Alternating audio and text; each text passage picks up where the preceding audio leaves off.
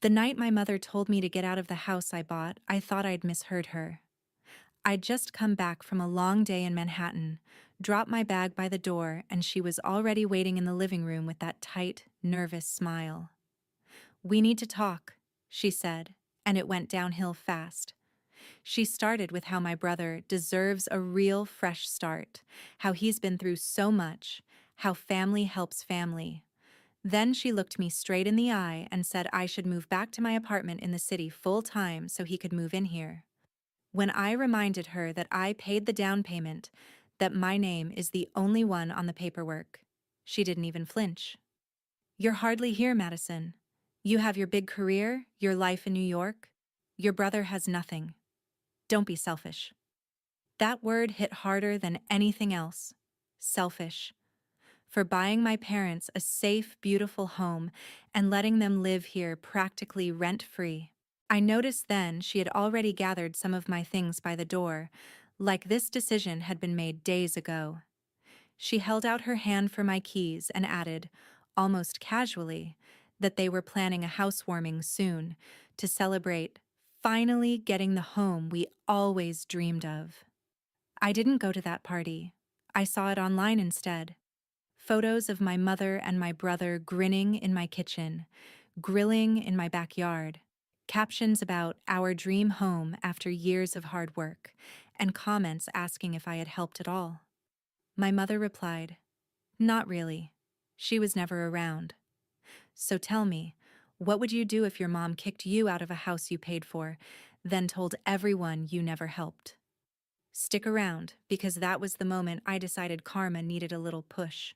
Growing up, it should have been obvious that the night my mom kicked me out of my own house was just the final chapter of something that started a long time ago. I grew up in a quiet New Jersey suburb, the second child no one really planned for. My older brother Tyler was the star from the moment he could walk. My mom, Karen, called him her miracle, her champion, her ticket to a better life. My dad, Mark, just went along with whatever made her happy, and most of the time, that meant revolving our whole world around Tyler. When I was little, Saturdays meant sitting in cold metal bleachers, watching my mom scream herself hoarse for him at football games, shaking cowbells and waving homemade signs with his jersey number. After the game, there would be big parties, themed cakes, new gear, everyone telling Tyler how talented and special he was. I'd be the kid holding empty cups and picking up trash, the one who got a quick, "Good job, honey," almost by accident when no one had anything else to say. When Tyler got his first car at graduation, a shiny used sports car my parents could not really afford, my mom cried happy tears in the driveway. When I got into the honor roll, she said, "That's great, Madison. Can you help me clean up the garage later? Your brother needs space for his equipment." It was always like that. He was the future. I was the backup plan.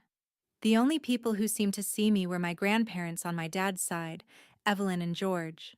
They lived a few blocks away and would invite me over after school on the nights my parents were busy shuttling Tyler to practice or meetings with coaches. My grandfather would sit me at the kitchen table with the newspaper and point to the financial section, explaining basic things like saving, interest, and why people bought stocks.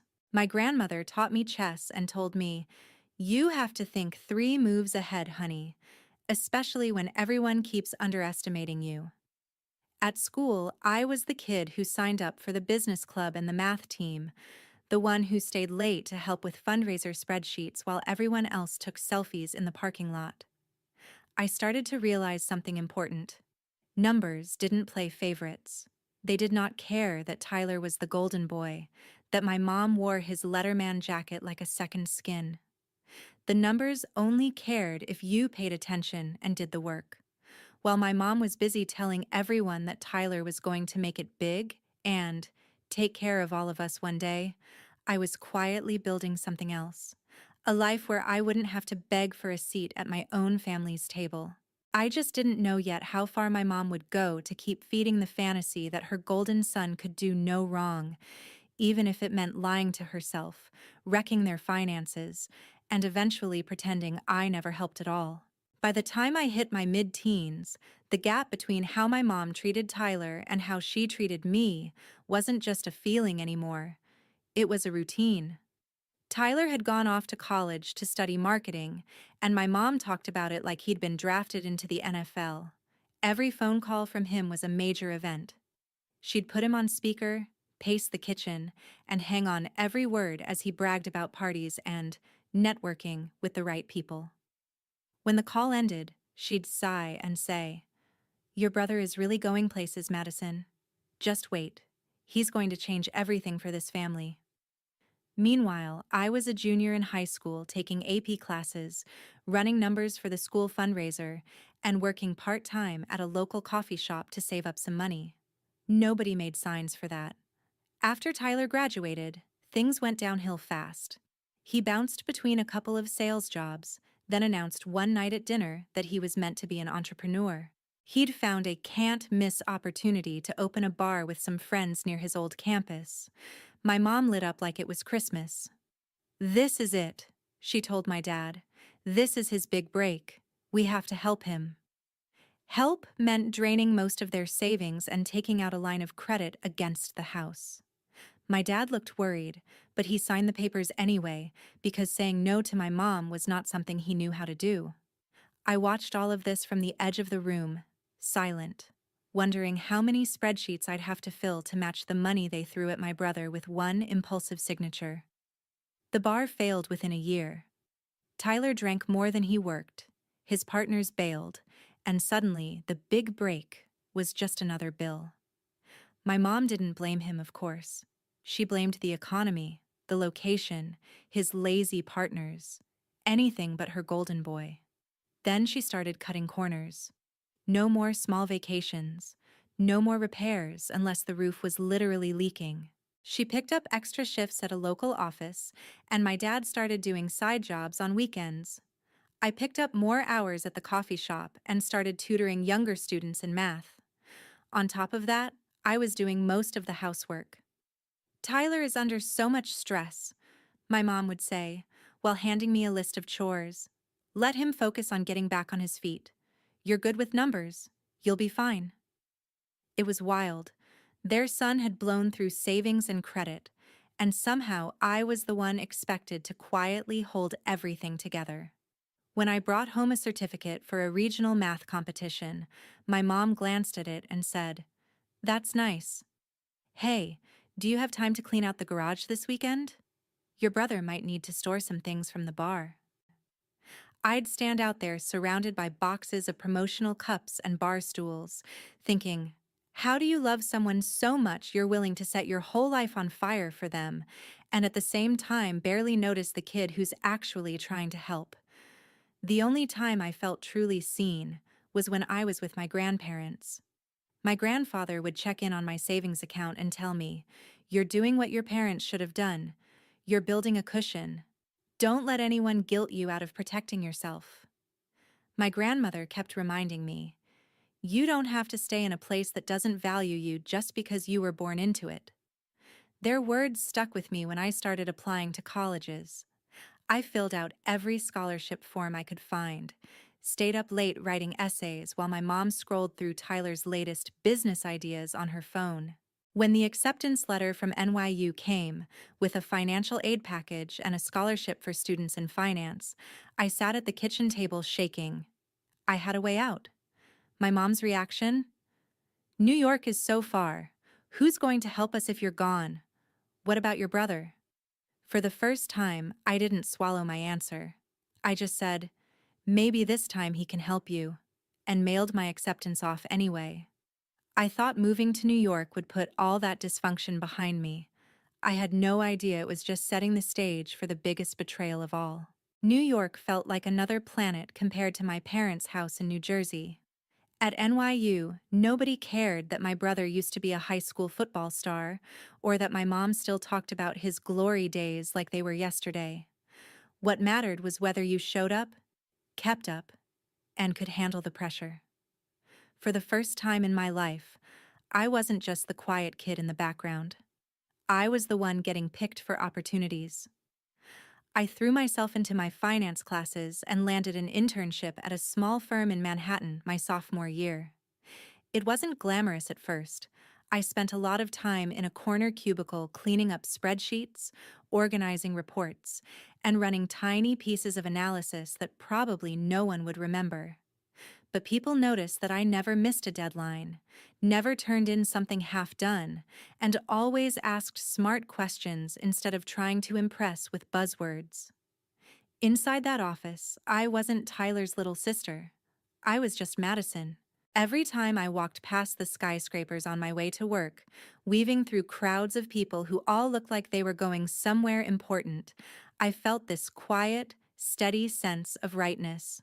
This was where I belonged, in a place where effort actually counted. Back home, the story was very different. Tyler had moved back in with my parents after the bar failed, and suddenly, he was on to his next big idea, an e-commerce app. He pitched it like he was in a startup documentary, lots of big promises and buzzwords about disruption and brand experience. My mom ate it up. She started talking about investors and getting in early, like she was some seasoned venture capitalist. My dad, as always, just looked tired. I'd call on Sundays and hear the hope in my mom's voice when she talked about how this one is going to change everything. When I asked whether they were still paying off debts from the bar, she brushed it off. Debt is normal, Madison. You have to spend money to make money. My stomach twisted because I knew she didn't really understand what she was repeating. She just wanted to believe her son was still special. During my last year of college, everything shifted. My grandparents, Evelyn and George, both passed away within months of each other. They were old, and we knew it was coming, but it still felt like the floor dropped out from under me. They were the only ones who had consistently seen me, believed in me, and told me I was more than a supporting character in my own life. After the funeral, the lawyer read their will. They left a little something to my dad and some family keepsakes to my mom. Then he turned to me and said they had set aside a savings and investment account in my name, built quietly over years. Around $100,000. There was a letter from my grandfather, handwritten and neat, tucked in the folder. It said, "Use this to build something that belongs to you, not to rescue people who refuse to save themselves." I sat in my tiny dorm room that night and cried because it felt like they were still looking out for me from beyond the grave. I graduated from NYU with honors and a job offer from the firm I'd interned at. Now a full-time analyst position in Manhattan with a solid starting salary and a clear path upward. I took the job, moved into a modest one-bedroom in Brooklyn, and started doing exactly what my grandparents had taught me. I built. I maxed out my 401k, opened an IRA, invested in index funds, and grew that inheritance instead of blowing it on shiny things. Meanwhile, Tyler's app went exactly where his bar went. Nowhere. He burned through the small investor money he had, then turned right back to my parents. I found out through hints and half-finished sentences on phone calls that my mom had cashed out more of their retirement accounts and taken on even more credit to keep him afloat. "It's just until the app takes off," she would say, like reading from a script. My dad's hair was grayer every time I saw him. When I drove out to visit, I noticed things my mom didn't talk about. Late notices on the counter, the way she snapped when I asked if everything was okay, the way my dad's shoulders slumped a little more each time Tyler mentioned one more loan or just a little help. One night, after Tyler had stomped off to the basement because someone dared to question his latest idea, my dad and I sat alone at the kitchen table. He rubbed his forehead and said quietly, "Your mother believes in him so much she's willing to bet the entire house on it." I asked him if that was literally true. He hesitated, then nodded. "We've used almost everything we have. There's not much left." I drove back to Brooklyn that night with my hands gripping the steering wheel too tight, listening to the city traffic and doing mental math. I had my career, my savings, my grandparents' gift. I was finally in a place where I didn't have to worry about the lights staying on. But my parents were one bad month away from losing the roof over their heads because they couldn't stop chasing Tyler's potential. I knew I couldn't fix their choices. I also knew I wasn't ready to stand by and watch them get crushed by the fallout. I just didn't realize that trying to help would give them the perfect excuse to erase my contribution and hand everything, including my generosity, right back to my golden brother. The breaking point came on a rainy Sunday when I drove out to New Jersey and found my mom at the kitchen table surrounded by unopened envelopes. She jumped when she saw me, then tried to sweep the stack into a pile like she was just organizing coupons. I picked one up anyway. It was a notice from the bank about delinquent payments and possible foreclosure proceedings. The house I grew up in, the one my parents had refinanced over and over to fund Tyler's big dreams, was hanging by a thread. My dad sat in his usual chair, staring at his coffee like it might have answers. Tyler was nowhere to be seen. "It's just a scare tactic," my mom said too quickly. "We'll catch up. Your brother is close to landing something big. Once that happens, all of this will go away." I looked at my dad. He didn't argue with her, but he didn't nod either. He just looked tired in a way that went deeper than needing a nap. I knew I couldn't fix every bad decision they'd made, but I also couldn't sit there and watch them lose everything. I drove back to Brooklyn and spent that night doing what I do best, running numbers.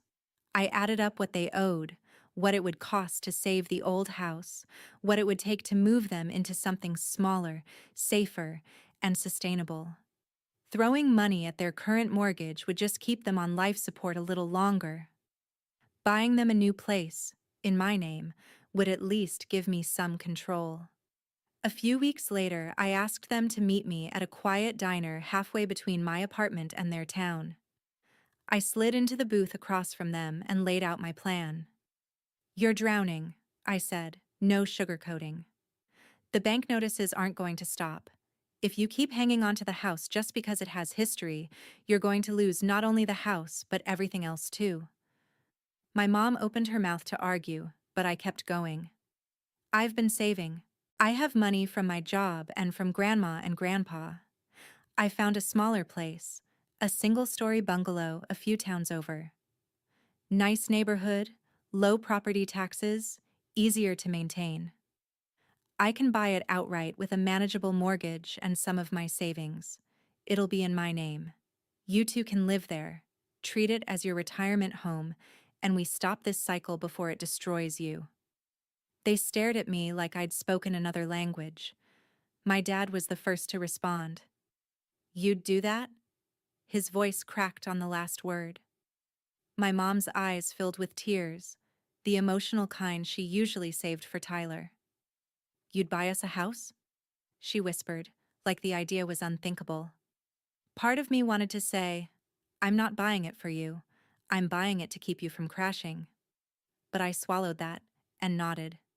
"Yes, on one condition," I added. "It stays in my name. I handle the mortgage, the taxes, the big repairs. You pay what you can for utilities and day-to-day stuff, but we're done with loans for big ideas. No more cashing out retirement. No more second chances on bad business plans. This is it." My mom wiped her eyes and grabbed my hand. "You're an angel, Madison. You're saving us," she said. And for the first time in my life, I saw her look at me with something close to genuine gratitude. We closed on the bungalow a few months later. It was cute in a simple way. A small front porch, a tidy yard, an open living room, and a backyard with enough space for my mom to plant all the flowers she'd pinned on Pinterest, but never had the money or energy to buy. The commute to the nearest grocery store and hospital was easy, and the street was full of retirees walking dogs and kids on bikes. It was exactly the kind of safe, quiet place my grandparents would have chosen for themselves. I stood in the empty living room on move-in day and handed my parents a pair of keys. "This is your fresh start," I said. "Don't waste it." My dad hugged me like he didn't want to let go. My mom immediately started talking about paint colors and where to put the couch. Tyler showed up late, carrying one box and a lot of opinions. "Nice place," he said, looking around like he was evaluating a potential listing. "Kind of small, but it has potential if you upgrade the kitchen and maybe add a deck. Did you guys finally get a good deal?" My mom jumped in before I could say anything. "Your sister helped," she said vaguely. "It's a family effort." I let it go in the moment, but a little alarm bell rang in my head. Over the next few weeks, the language my mom used started to shift. At first it was, "Madison found us a house." Then it became, "We finally got the house we deserve." Eventually, when she talked to neighbors, I heard her say, "We bought this place after all the sacrifices we made for our kids." Tyler started dropping hints too. "So, where am I supposed to stay when I need a break from the city?" he asked one afternoon, casually leaning in the kitchen doorway. "You've got your own place, Mads. Mom and Dad are here. It just makes sense for me to crash in the spare room." My mom chimed in. "It would be good for him to have a stable base. You're so busy with work and your life in New York. You hardly ever use your old room." I reminded her, gently but firmly, "This house is in my name. I bought it for you and Dad to live comfortably. That's it." She gave me that tight smile I knew too well and said, "Of course, of course. You're such a blessing." But as she walked away, I heard her whisper to Tyler, "Don't worry. We'll figure something out." I told myself I was overreacting, that I was just sensitive because of our history. I wanted to believe this time would be different, that my mom wouldn't twist my help into something that erased me completely. Then she called one evening and said, almost cheerfully, "We're thinking about having a housewarming party. You know, invite family and some of Tyler's friends. Celebrate finally getting our dream home." Our dream home. The words sat heavy in my chest. I didn't argue. I just said, "Sure, Mom. Let me know the date," and hung up, not realizing they were already planning a celebration where I would be written out of the story entirely. The first sign that something was off was how vague my mom suddenly got about the housewarming. She'd been so excited on the phone when she first mentioned it, going on about decorations and food and finally celebrating our dream home. But when I asked for a date, she kept saying, "We're still figuring it out. I'll let you know." Weeks passed, and every time I brought it up, she changed the subject. Work got busy, as always, and I let it slide, telling myself maybe they were still settling in, maybe money was tight, and they needed to wait. Then, one Friday night after a late meeting, I was zoning out on my couch in Brooklyn, scrolling through my phone, when Tyler's post popped up. He'd tagged my mother, a bunch of his old friends, and even a few people I vaguely recognized from our hometown. There he was in my kitchen, leaning against my island, beer in hand, a big grin on his face.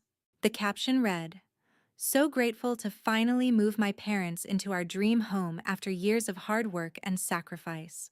Couldn't have done it without persistence and faith. Here's to new beginnings." There were photos of the backyard, strung with lights, a grill smoking in the corner, people laughing over plates piled with food. Another shot of my mom and Tyler holding up a cheesy "Home Sweet Home" sign, standing in front of the house like they had just signed the mortgage themselves. I felt my heartbeat in my throat as I scrolled through the comments. People were writing things like, "You're such a good son," and "You're really stepping up for your parents, man," with heart emojis and clapping hands. One comment near the bottom made my stomach flip. Someone I didn't recognize had written, "Did your sister help too? Thought she was doing well in the city." Tyler hadn't answered yet, but a few minutes later a notification popped up. My mother had replied from her account. "Not really. She's never around. Always busy with her own life. This was mostly on us and Tyler." I stared at those words for a long time. It wasn't just that she lied, it was how easily she erased me, how comfortably she slid me out of the story in front of an audience. That was the moment something in me went from hurt to ice cold. Without thinking too much about it, I grabbed my keys and my bag and headed for my car. The drive out to their town felt shorter than usual, my thoughts so loud I barely noticed the traffic. When I turned onto their street, I could already see the glow from the backyard and hear music drifting over the fences. Cars lined both sides of the road. People were laughing, walking in with bottles of wine and gift bags. I parked a little farther away, out of the direct line of sight, and walked up the sidewalk like I belonged there. Because I did. More than anyone else at that party, I belonged there. I slipped through the side gate into the backyard. No one noticed me at first. They were too busy posing for group photos and balancing paper plates. I saw Tyler at the grill, holding court like some kind of hero, telling a story about grinding and never giving up on family. My mom stood near the patio door talking to a small group of neighbors. "We're just so proud we finally bought this place after everything we've been through," she was saying, her hand resting on her chest like she was in a commercial. "We sacrificed a lot, but it was worth it. This is the home we always dreamed of." Someone asked, "Did your daughter help any with this? She's in finance, right?" My mom gave this little laugh that made my skin crawl. "You know how it is," she said. "She has her Wall Street life. She never really helped. Tyler's the one who stepped up for us." I didn't even feel myself move. 1 second I was standing at the edge of the yard. The next I was walking straight into the middle of the circle. The conversations around us dimmed, then stopped altogether. "That's funny," I said, my voice steady in a way that surprised me. "Because as far as I remember, I'm the one who wired 6 figures to make this house happen." Every head turned. My mom froze, color draining from her face. "Madison," she said sharply, like she'd caught me doing something wrong. "What are you doing here?" "Oh, I don't know," I replied. "Just visiting the house I bought, watching the party I wasn't invited to, listening to you tell people I never helped." A few people shifted uncomfortably. Tyler walked over, trying to play it off. "Come on, Mads, don't be like that. This is just a celebration. No need to make it weird." I pulled a folded envelope from my bag and held it up. "You know what's weird?" I said. "Throwing a housewarming party for a house you don't own. This is the closing statement from the bank. See whose name is on it? Mine. There is no one else on the deed. No co-owner. No co-signer. Just me." My dad had been hovering near the back door. He stepped closer now, his face a mix of shame and something like relief. He knew. He'd always known. My mom tried to regain control, her voice trembling. "We're your parents," she said. "We deserve a home. Your brother needs a stable place to get back on his feet. You have your career, your apartment, your opportunities. You were just pretending," I cut in. "Pretending you bought this. Pretending Tyler sacrificed anything other than your credit scores. Pretending I never did a thing, so you could keep feeding this golden child fantasy you've had since he was 17. I turned slightly, addressing the crowd now. "I bought this house because they were about to lose the old one chasing his failed businesses. I put it in my name so they'd have a safe place to live. I was going to sign it over eventually, when I knew they were stable. I don't feel that way anymore." The air in the backyard felt heavy. Someone set down their drink. A woman near the back murmured, "Oh my God," under her breath. Tyler stepped closer, his jaw clenched. "You're being dramatic," he said. "You can't just show up and humiliate Mom like this. This is a family matter." I looked him dead in the eye. "You're right," I said quietly. "This is a family matter. And that's exactly why I'm done letting you and Mom rewrite reality to make yourselves look good." I took a breath and raised my voice just enough for everyone to hear. "Party's over. I want everyone who is not on the mortgage to leave my property. Now." There was this weird moment where no one moved, like they were waiting for someone to tell them it was a joke. My mom sputtered, "You can't do that, Madison. You can't just kick people out in the middle of a party." "Watch me," I said. "You've been more than happy to kick me out of things that were mine. Consider this balance." My dad put a hand on my mom's shoulder, his voice low. "Karen," he said, "we need to let them go." That seemed to break the spell. People started gathering their things, muttering apologies, avoiding eye contact as they slipped past us toward the gate. Tyler looked at my mom like he expected her to fight harder, but she just stood there, shaking. Within minutes, the backyard was almost empty. The string lights still glowed. Abandoned plates sat half-eaten on the table. Music played softly from a speaker with no one left to listen. It looked less like a celebration and more like the aftermath of a storm. My mom finally found her voice. "You're going to regret this," she hissed. "You're turning your back on your own family." I felt strangely calm. "No," I said. "I'm turning my back on being used. There's a difference." I pocketed the envelope, turned off the music, and started blowing out candles one by one while Tyler and my mother watched. For the first time in my life, they didn't look powerful or special. They just looked small, standing in a house they'd tried to claim but never actually owned. As I locked the back door that night, I knew one thing for sure. This was the last time they would ever get to rewrite my story without consequences. What came after, when the dust settled and the truth spread, would be the part they never saw coming. The fallout didn't hit all at once. It came in waves, each one stripping away another layer of the story my mom had been telling herself for years. The morning after the party, I drove back to the bungalow with a folder full of documents and a decision I'd already made. My parents were in the kitchen, silent, like they'd been sitting in that awkward, echoey quiet all night. Tyler was gone. I guess even he didn't want to be there for the hangover.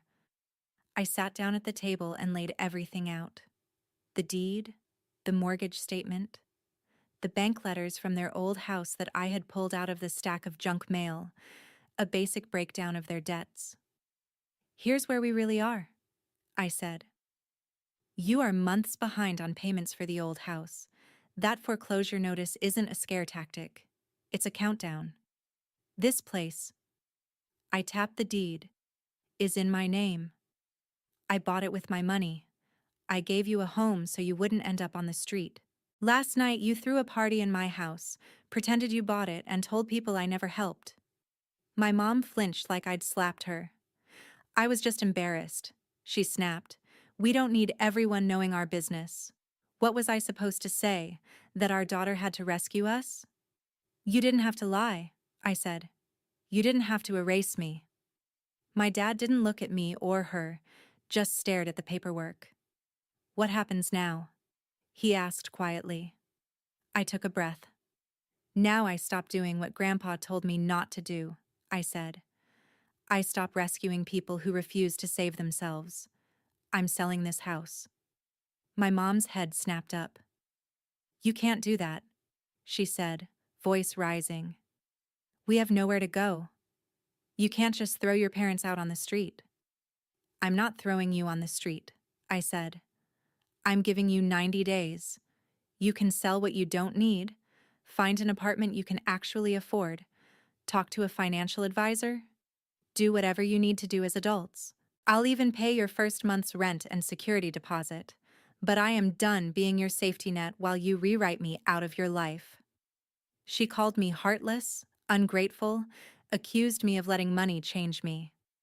I let her rant, because for the first time, her words didn't stick. They fell flat between us, exposed for what they were, tools she used to keep me in line. My dad, eyes wet, just nodded slowly. "We did this," he said hoarsely. "We made these choices. She warned us." Tyler tried to storm back in a week later, full of righteous anger about family loyalty and public humiliation. But by then, I had already met with a realtor and put the house on the market. When he said, "You can't take this from Mom and Dad," I just looked at him and said, I can't take what they never owned, and you don't get to cash in on my hard work because you finally noticed how real consequences feel.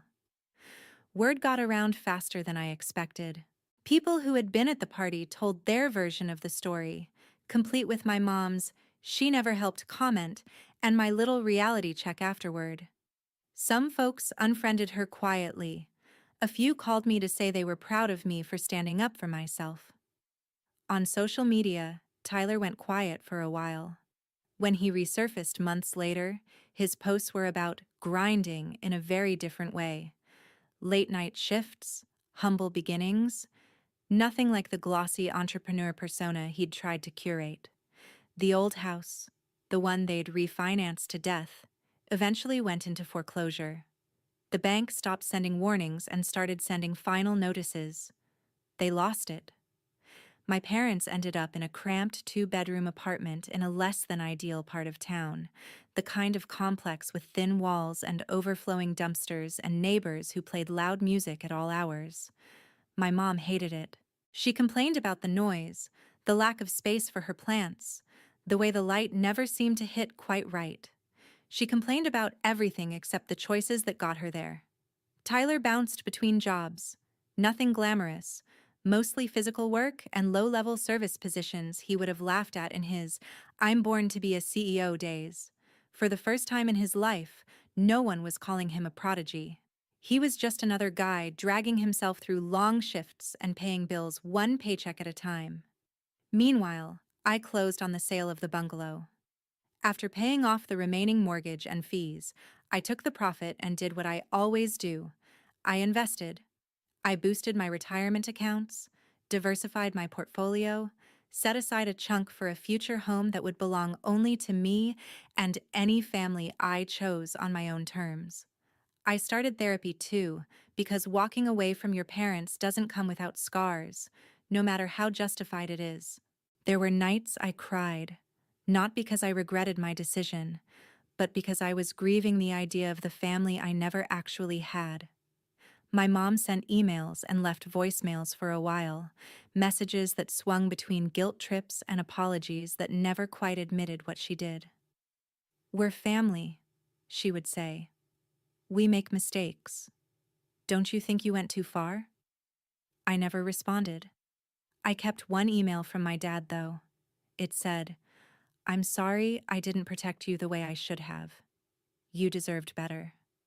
I hope you build the life your grandparents knew you could." I read that one on the days doubt crept in. Here's what I learned, and what I want anyone listening to this to hear. You do not owe your family your sanity, your money, or your future just because they gave you a last name. Love without respect is not love. It's control dressed up as obligation. Being the good child doesn't mean sacrificing yourself so everyone else can stay comfortable in their bad decisions. Sometimes the most loving thing you can do for yourself is to walk away and build something better from scratch. My grandparents were right. You cannot save people who refuse to save themselves, but you can choose to save you. Have you ever had to cut off a toxic parent or sibling to protect your own life? It's not easy, and it's not pretty, but sometimes it's the only way to make sure your story doesn't end with you being the one left out of the home you paid for.